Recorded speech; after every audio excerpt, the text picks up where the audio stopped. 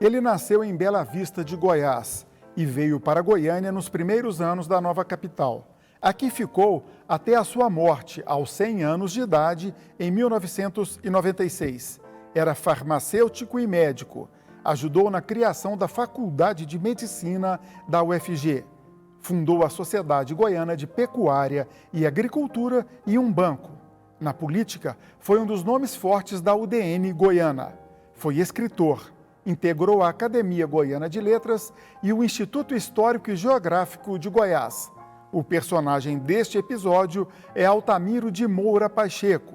Para falar sobre ele, convidamos o professor Gabriel de Paula, que é um estudioso da vida de Altamiro. Olá, professor, um prazer ter você aqui com a gente. Prazer é meu, muito obrigado pelo convite. Gabriel de Paula é professor do Instituto Federal Goiano, campus de Morrinhos. É doutorando em História pela Fundação Getúlio Vargas. Possui graduação e mestrado em História.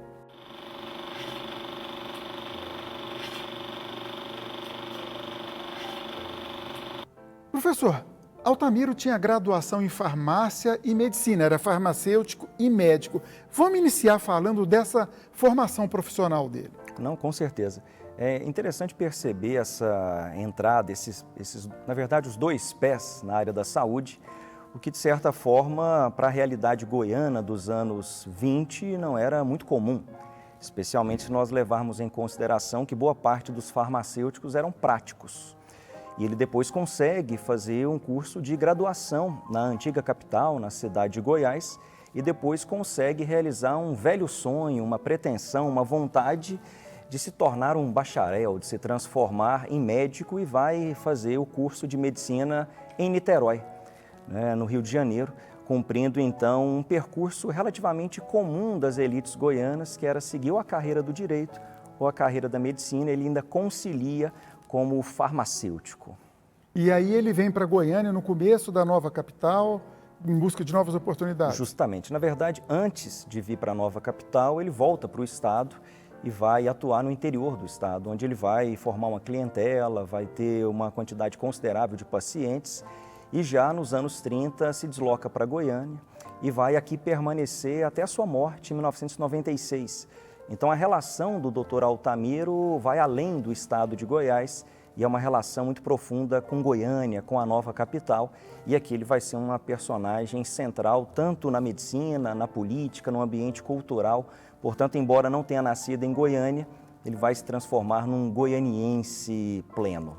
Bom, foram várias áreas que ele atuou. Vamos ainda falar mais um pouquinho da saúde. Ele criou a escola que foi o germe da Faculdade de Medicina do UFG. Como é que foi isso? Justamente. O projeto de criação da Faculdade de Medicina faz parte de um processo que já vinha em andamento nos anos 50 e que vai acabar resultando posteriormente na incorporação de outras faculdades que aqui existiam, que vão ser reunidas dentro da Universidade Federal de Goiás.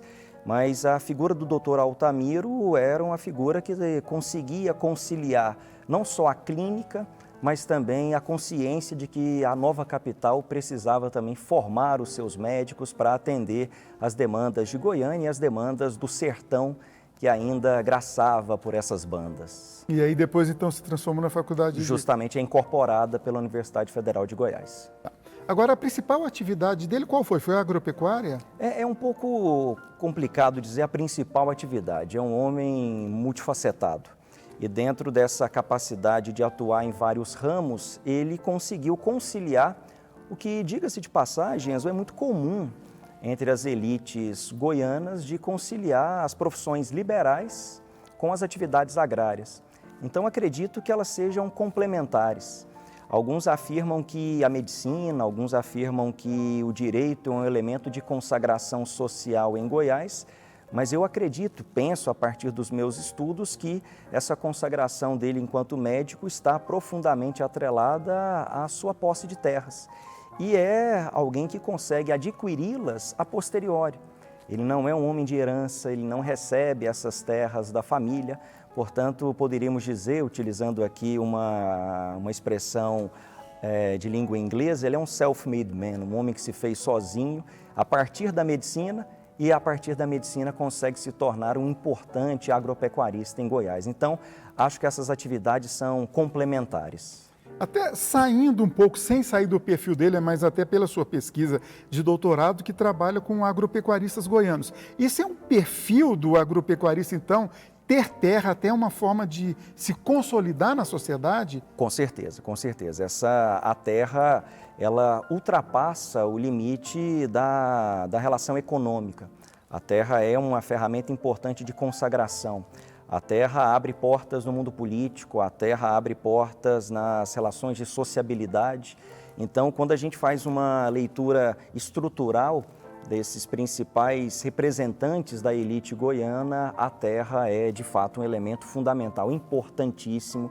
E o doutor Altamiro, dentre os proprietários, vai ser não só um que possui uma quantidade considerável de terras, mas também aquele que partia do pressuposto de que essas terras tinham uma função maior.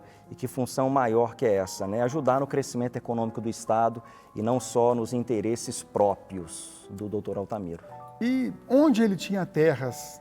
A grande propriedade do doutor Altamiro é aqui próximo a Goiânia, onde depois nós teremos a criação do Parque Altamiro de Moura Pacheco, aqui saindo de Goiânia para quem vai sentido a Anápolis, né, a unidade de preservação, ali estava concentrado boa parte das terras do doutor Altamiro.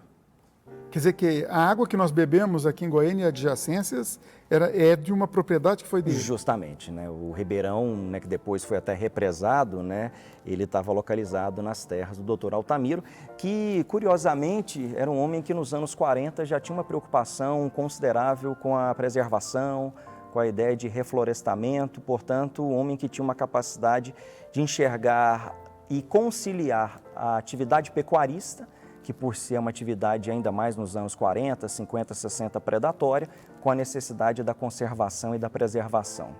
É um conceito de hoje, não sei se aplica à época. Ele era um latifundiário? Com certeza, era um latifundiário. Até porque a ideia de latifundiário pressupõe não só a terra como elemento econômico, mas a terra que permite também a transformação disso em outros dois poderes, que seria o poder social e o poder político do doutor Altamiro. Agora, de tudo isso que você está me traçando, seria errado eu concluir que ele era um homem conservador? Não. De fato, ele pertence a uma linhagem de homens conservadores, vinculado ao pensamento conservador, mas não o conservadorismo da linguagem cotidiana, mas ideologicamente um conservador. Um homem que respeitava profundamente as instituições, era um legalista, mas também que defendia que o universo do mundo agrário seria um elemento que representaria uma espécie de vocação do Estado de Goiás. E essa vocação agrária está muito atrelada no pensamento político brasileiro ao pensamento conservador. Portanto, ele era, sim, um homem conservador. E é preciso até deixar claro, nessas épocas de muita confusão, conservador uma coisa, reacionário outra. São coisas completamente diferentes, né? O reacionário, ele sonha com o passado, ele idealiza o passado.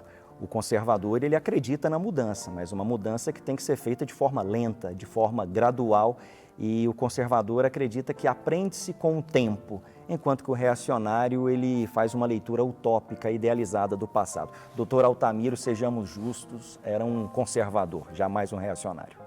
E na vida política, ele teve laços com a UDN, União Democrática Nacionalista, o partido conservador que surgiu depois do Estado Novo. Como é que foi essa participação política dele? Justamente. A participação política do doutor Altamiro antecede a própria criação da UDN, da União Democrática Nacional, partido esse que a ciência política brasileira trata como um partido liberal conservador. Por mais contraditório que seja esse conceito existe na história política, na ciência política, em que é o liberal econômico e conservador do ponto de vista da política, do ponto de vista dos costumes. Mas a ligação do doutor Altamiro com a política vem de antes. Ele já tinha uma relação de grande proximidade com o Pedro do Vico, né, com o interventor de Goiás, o que, aliás, foi o que permitiu a ele estabelecer os laços para criar a Sociedade Goiana de Pecuária.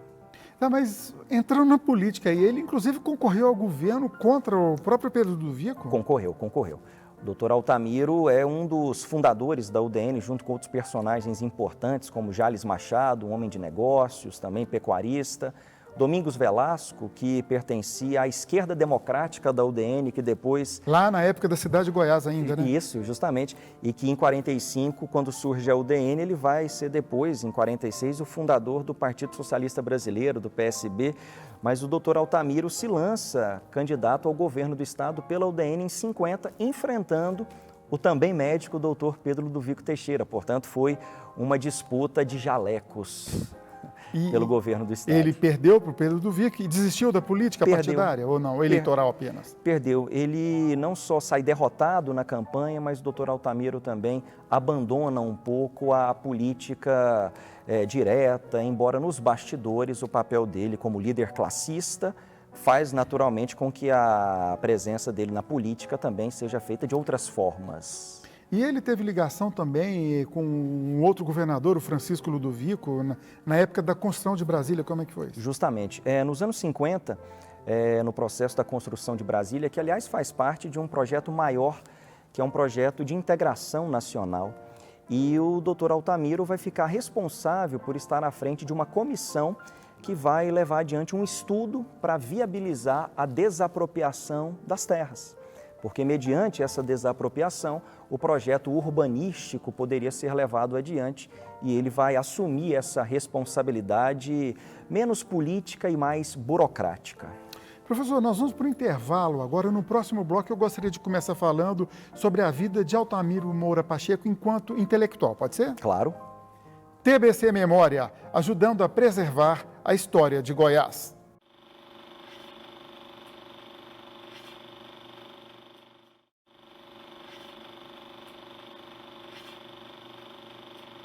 O TBC Memória recebe o professor em História Gabriel de Paula. Ele que é um especialista na vida de Altamiro de Moura Pacheco, um dos pioneiros de Goiânia na área da agropecuária, da medicina, da cultura e, por que não, também do meio ambiente. Professor, no bloco passado nós deixamos gancho para falar de Altamiro de Moura Pacheco enquanto intelectual. Ele era escritor, ajudou a fundar, participar de atividades literárias. Como é que foi essa parte da vida dele? Justamente. Enzo, essa presença do Dr. Altamiro enquanto intelectual faz parte de uma tradição que remonta ao século XIX, em que os homens que haviam feito curso superior também eram escritores, eram polímatas, e o Dr. Altamiro se encaixa perfeitamente nesse perfil.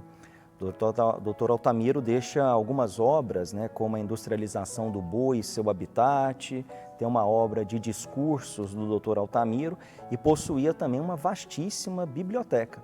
Biblioteca essa que ele não só vivia muito atrelado à leitura das suas obras, mas também que permitia que pesquisadores, estudantes ali consultassem. Então ele faz parte dessa tradição desses homens que têm uma carreira na profissão liberal, mas ao mesmo tempo são intelectuais, muito mais por uma vocação e também por um desejo, até mesmo uma certa paixão do Dr. Altamiro pela literatura. Somado a isso, ele vai fazer parte do Instituto Histórico e Geográfico de Goiás e também vai fazer parte da Academia Goiana de Letras, que, diga-se de passagem, a Academia Goiana de Letras, a sede, é localizada na casa do Dr. Altamiro, uma casa ainda dos anos 40, que está localizada, as pessoas podem passar, podem ver a arquitetura dela, na Avenida Araguaia com a Rua 15 no centro. Logo que a gente pega a Araguaia no lado direito dela. Justamente, correto. E lá é a sede, foi doação que ele fez? Como é que foi? Foi doação pós-mortem, Com a sua morte já estava previsto que isso seria transferido para a Academia Goiana de Letras. Pois é, e nessa transferência foi essa biblioteca dele também? Foi. Mas recentemente, durante a pandemia, tive a triste notícia de que, em detrimento de uma forte chuva, houve uma inundação e boa parte do material do Dr. Altamiro acabou se perdendo, sendo deteriorado. E essa biblioteca dele era de literatura mesmo e tinha pesquisas? Ele era um pesquisador também na área genética de agropecuária, né? Eu não diria que é um pesquisador, eu diria que ele é um entusiasta. Mas talvez pela sua formação médica ele tivesse condições mínimas para fazer uma interpretação sobre o papel da genética, que aliás era um problema que se enfrentava em Goiás e no Brasil nos anos 40, sobre a necessidade de aprimoramento do rebanho bovino. E esse aprimoramento passaria necessariamente pela entrada de animais oriundos da Europa e das raças zebuínas oriundas da Ásia, e por isso o interesse dele pelo aprimoramento, pelo melhoramento genético. E ele também foi fundador do que é hoje a Sociedade Goiana de Pecuária e Agricultura lá, enfim, a pecuária, né? O Parque de Exposições fica lá, inclusive. Justamente, ele foi o criador. À época, ela se chamava Sociedade Goiana de Pecuária. Depois que ela vai ser Sociedade Goiana de Pecuária e Agricultura. E ela foi criada em 1941. Momento interessante, mas ao mesmo tempo um momento triste, porque nós vivíamos o Estado Novo, a ditadura varguista, e aqui em Goiás a interventoria do Pedro Ludovico Teixeira. E a Sociedade Goiana de Pecuária foi criada com o objetivo de ser uma entidade classista, porque um dos elementos do governo Getúlio Vargas era justamente um incentivo a essas associações, como se fosse uma espécie de sindicato, mas um sindicato que atendia aos interesses patronais. Era um aparelhamento da entidade em prol do Estado? Na verdade, a entidade nasce muito próxima ao Estado. A gente vai perceber uma certa mudança de comportamento da entidade do Dr. Altamiro. À época do Estado Novo, uma relação de troca, de reciprocidade com o Estado, e a partir do fim do Estado Novo, a partir de final de 1945, uma postura mais liberal. E essa relação com o Estado se faz, por exemplo, do ano de 1942, quando se realizava o batismo cultural de Goiânia, e diga-se de passagem, quando nós tivemos a primeira exposição agropecuária do Estado. Portanto, ali nasce essa tradição da pecuária, né, que perpassa gerações e gerações de goianienses. Também é no âmbito da Sociedade Goiana de Pecuária que o Dr. Altamiro vai realizar aqui em 1945 o 3º Congresso Pecuário. Um congresso que não era só goiano, mas era de um conceito que se usava muito à época do Brasil Central, que incorporava representantes de São Paulo, de Minas Gerais, de Mato Grosso, portanto, uma sociedade classista que tinha diálogos com outras entidades patronais de estados pecuaristas também importantes. E essa primeira exposição, até a título de curiosidade minha, a gente conhece o Parque de Nova Vila. Foi lá, foi em outro lugar, foi improvisado? Foi improvisado, né? O Goiânia ainda estava dando os seus primeiros passos, né? Não havia o parque como nós conhecemos hoje. Mas ali você já vislumbrava algo que acompanha a história de Goiânia, que é essa relação entre a modernidade de uma cidade planejada, mas ao mesmo tempo no batismo cultural realiza-se uma exposição de pecuária, portanto essa relação, essa reciprocidade entre modernidade e tradição, entre o planejamento de Goiânia e ao mesmo tempo a valorização do campo, a valorização da atividade pecuarista. Tem uns dados aqui, me ajuda se eu fizer um pouquinho de confusão. A exposição foi 41, você falou? 42. 42, o batismo também. O batismo também. Também. Na mesma semana. E teve um evento de intelectuais brasileiros nesse período também aqui em Goiânia. Justamente. Isso aí mostrou que o perfil da cidade, pelo que você pesquisa? Olha, havia uma certa pretensão de dar a Goiânia, né, essa máxima de ser uma cidade intelectualizada. A revista Oeste é um exemplo disso. Nós tivemos aqui, né, uma reunião de escritores, ao mesmo tempo também tivemos uma reunião de educadores na década de 40, portanto, havia essa inserção goiana no campo intelectual e muito se deve também à própria estrutura do Estado Novo nacionalmente, que tinha preocupação com as questões culturais por intermédio do Departamento de Imprensa e de Propaganda, que não só censurava, mas também incentivava estas atividades intelectuais e culturais. Você falou aí no Estado Novo, eu quero voltar no começo desse bloco da proximidade dele com Pedro Ludovico, época do Estado Novo, ditadura, e logo depois, anos 50, Pedro Ludovico, o PSD, ele e o DN vão para um confronto democrático. Mas o rompimento dele com Pedro Ludovico, a participação dele na interventoria, não foi oportunista, não? Eu acho que oportunista todas as ações políticas são. É necessário ter o faro da oportunidade, pensemos assim, mas não numa interpretação negativa. Mas muito importante você ter dito, e acho que isso no momento que vivemos hoje, do debate que acontece no âmbito da democracia, da civilidade, embora algo que sempre aconteceu, basta a gente ver os jornais da época, como o Jornal de Goiás, que haviam acusações de lado, de outro, mas era um debate de alto nível, né? Eram dois médicos, dois intelectuais, portanto, dois homens pensantes e que, de certa forma, na eleição de 50 vão polarizar Goiás nessa disputa entre PSD e UDN. Importante lembrar que em Goiás não havia muito espaço para o PTB, para o Partido Trabalhista, por razões sociais. Nós não tínhamos uma classe operária, Goiás era um estado majoritariamente agrário. E a UDN, na própria campanha do Dr. Altamiro, lança ele como representante claramente dos agricultores e dos pecuaristas. Portanto, ele tenta atrelar à sua imagem essa questão de líder classista como elemento que permitiria a ele disputar as eleições para o governo do estado. O último tópico que eu quero ver com você aqui, da questão de literatura, dos livros. Ele lançou uma série de livros, mas tem livro que, inclusive, não se consegue encontrar mais. O que você fala do escritor Altamiro de Moura Pacheco?